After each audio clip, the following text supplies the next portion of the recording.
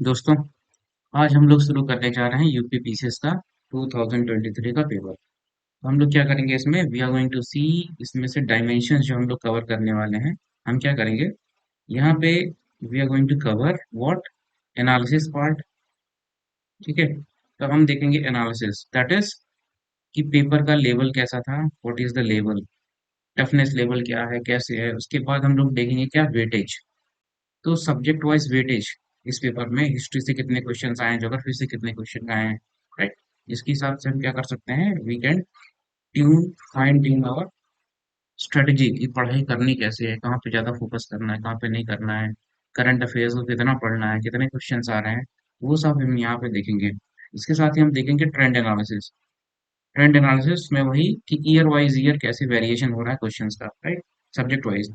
और साथ में हम क्या देखेंगे, कट ऑफ भी, क्योंकि अभी कट ऑफ रिलीज हो चुका है। जब मैं ये पेपर बना रहा हूँ इस वीडियो, उस टाइम तक जो है यूपी पीसीएस ने अपना कट ऑफ रिलीज कर चुका है। तो हम लोग इसका कट ऑफ एनालिसिस भी करेंगे, राइट। This is important. इसका रीजन क्या है, हम लोग ये सब क्यों देखेंगे। इसका रीजन सिंपल सा ये है कि देखो, हमारा जो सिलेबस है ना, पीसीएस का सिलेबस हो या यूपीएससी का सिलेबस हो, right, syllabus is for prelims actually. Syllabus is almost everything under the universe. तो एस्ट्रोनॉमी से लेके ओशियनोग्राफी हर जगह से क्वेश्चन आता है। तो वी ऑलरेडी नो कि syllabus is very very wide. Syllabus तो हमारा बड़ा है। तो हमें क्या करना चाहिए, अगर आप सब चीज पढ़ने लगोगे ना, right, if you want to study everything then you will not be able to cover your syllabus. ठीक है, अब देखो, इस बार जो यूपीएससी 2023 का कट ऑफ है, जीएस में कितना गया है, वो 72 मार्क्स आउट ऑफ 200। इसका मतलब आपको हर चीज थोड़ी पढ़नी है। अगर आप 50% भी क्वेश्चन सही कर ले जाते हो तो आपका कट ऑफ निकल जाएगा। सिंपल सा मतलब क्या है कि आपको फोकस ये चीज करनी पड़ेगी कि आपको पढ़ना कहाँ पे है, कौन सी एरियाज में फोकस करना है, राइट। तो हम क्या करेंगे, हम यही कोशिश करेंगे जानने की कि कहाँ कहाँ पढ़ना है, राइट, कट ऑफ जान के। तो मैं आपको सिंपल सा एक स्लोगन बता देता हूँ कि यूपीएससी की प्रिपरेशन हो या पीसीएस की प्रिपरेशन हो, यूपीपीसीएस की, तो व्हाट इज इम्पोर्टेंट इज, सबसे इम्पोर्टेंट चीज क्या है, नो, मतलब जान जाओ what not to study. What not to study, आपको क्या नहीं पढ़ना, आपको ये पता होना चाहिए, ज्यादा जरूरी है, राइट। तो ये चीज जान लो कि ऐसी कोई भी चीज मत पढ़ो जिसका एग्जाम में वेटेज बहुत कम है, ठीक है। अगर आप उसके पीछे परेशान रहोगे तो दिक्कत क्या होने वाली है, आप फर्जी में टाइम वेस्ट कर दोगे। टाइम बहुत कम है, लिमिटेड है, तो आपको ये चीज ध्यान रखनी है, ठीक है। तो हम थोड़ा सा देखते हैं, थोड़ा सा पहले क्वेश्चंस आए कैसे हैं, राइट। ट्रेंड सबसे पहले कट ऑफ देख लेते हैं हम, क्योंकि अभी जल्दी ही रिलीज किया गया है ये यूपीएससी ने, राइट। तो ये देखो, ये मेरा टेलीग्राम चैनल है, इफ यू वांट यहाँ पे जाके थोड़ा सा आप सब्सक्राइब कर सकते हो। दिस इज पंकज आइए साइड में। तो यहाँ मैं पोस्ट करता रहता हूँ रिलेवेंट चीजें। तो देखो, ये जो है चीजें, ये है करंट आपका ट्रेंड एनालिसिस, इसको देख लेते हैं थोड़ा सा हम लोग, राइट। ओके,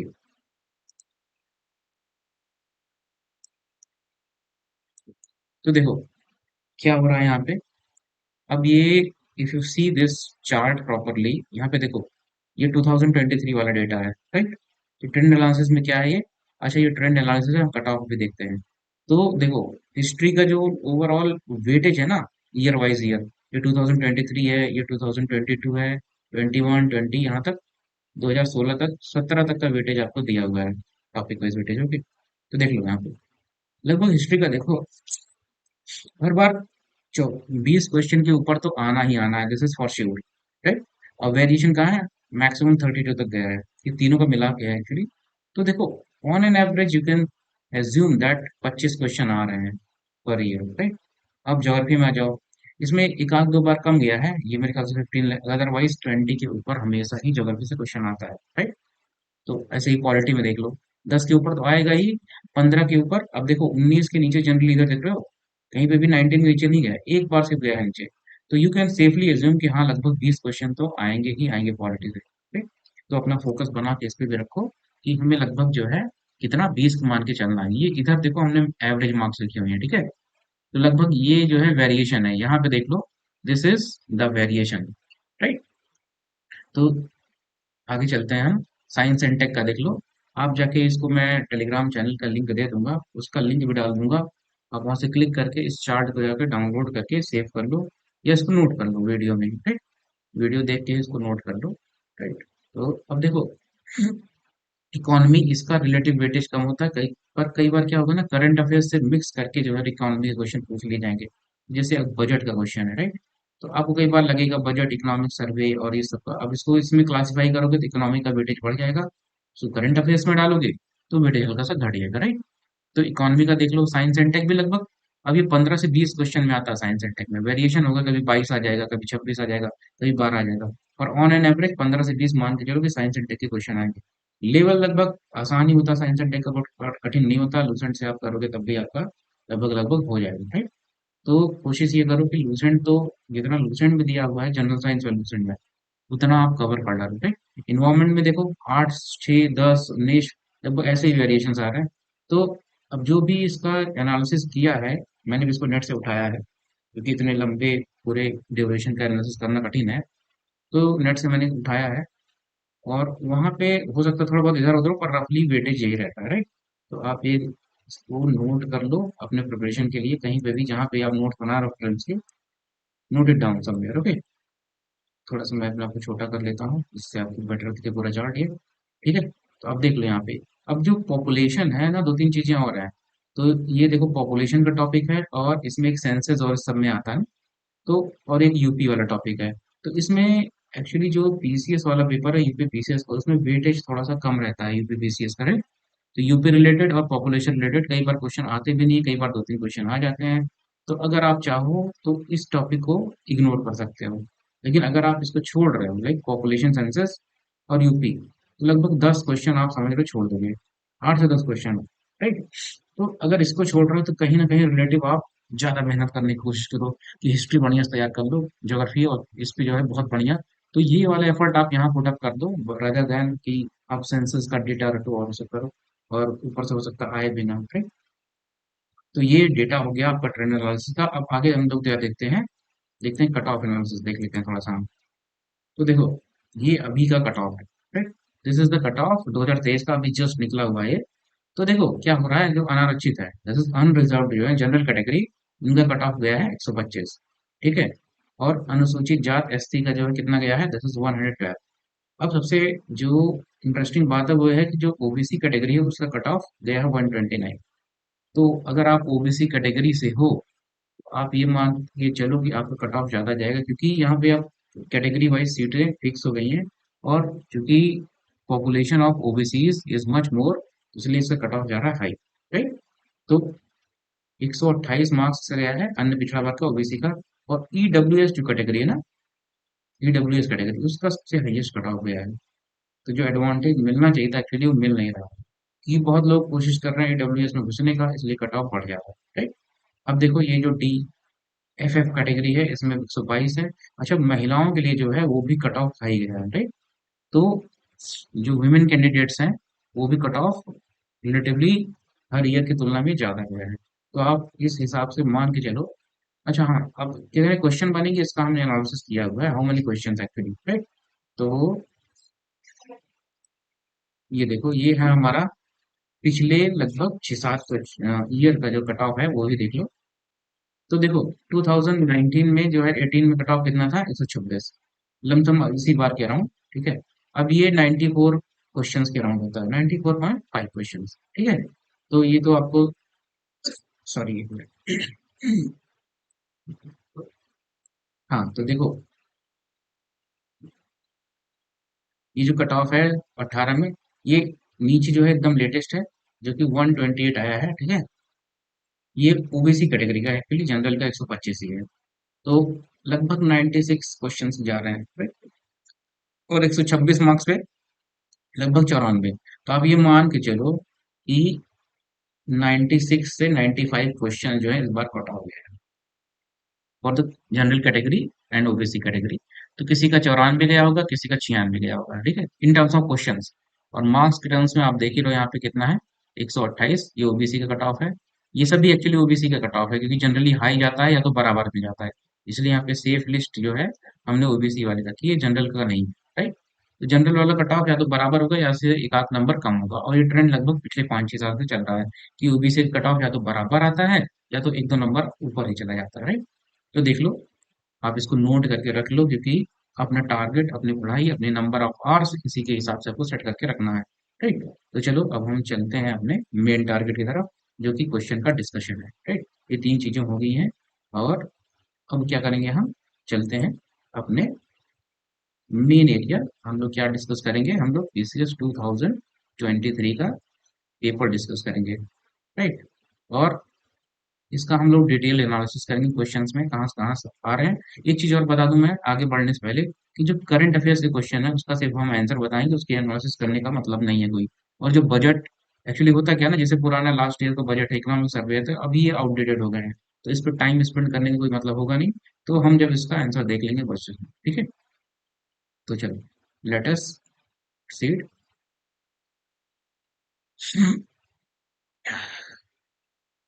ये है हमारा पेपर। और हाँ, ठीक है। तो हम क्या करेंगे, इसको सॉल्व करेंगे।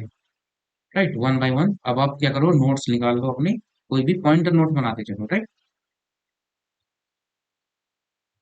हाँ तो दोस्तों चलो, पहला क्वेश्चन हम लोग उठाते हैं सबसे पहले। और let me change the ink colour.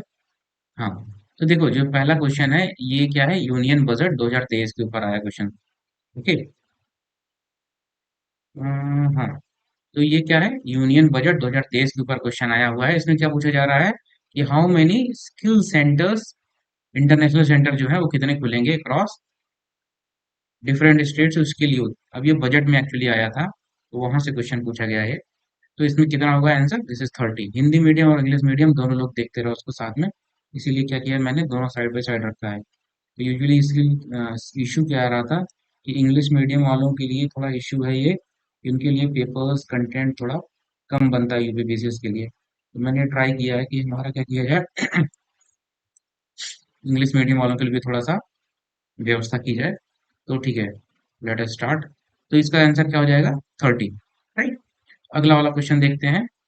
अगला वाला क्वेश्चन क्या हो जाएगा, second question is, who among the following has authored the book spare. ये भी क्या है, करंट अफेयर्स का ही क्वेश्चन है। राइट। इसके पहला वाला भी क्वेश्चन करंट अफेयर्स का था, ये वाला क्वेश्चन भी करंट, सॉरी एक मिनट। तो इसका आंसर क्या हो जाएगा, प्रिंस हैरी। ऑप्शन बी जो है इसका करेक्ट आंसर है, प्रिंस हैरी। इन्होंने क्या लिखा था, द बुक स्पेयर। राइट। तो अगला देखते हैं हम।